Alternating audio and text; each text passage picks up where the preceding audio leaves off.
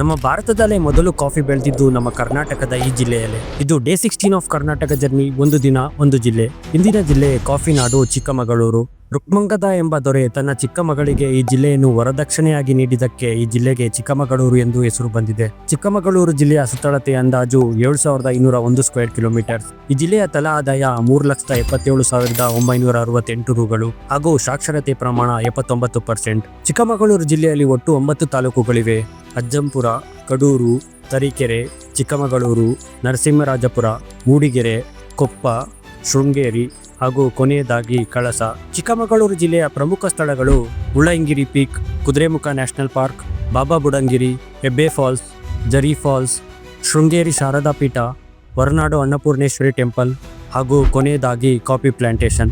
ಚಿಕ್ಕಮಗಳೂರು ಜಿಲ್ಲೆಯ ಇಂಟ್ರೆಸ್ಟಿಂಗ್ ವಿಷಯ ಏನಂದ್ರೆ 1670ರಲ್ಲೇ ಸೂಫಿ ಸಂತರಾದ ಬಾಬಾ ಬುಡನ್ ಯಮನ್ನಿಂದ 7 ಕಾಫಿ ಬೀಜ ತಂದು ಭಾರತದಲ್ಲೇ ಮೊದಲ ಕಾಫಿ ಬೆಳೆಯನ್ನು ಬಾಬಾ ಬುಡನ್ಗಿರಿಯಲ್ಲಿ ಬೆಳೆಯುತ್ತಾರೆ.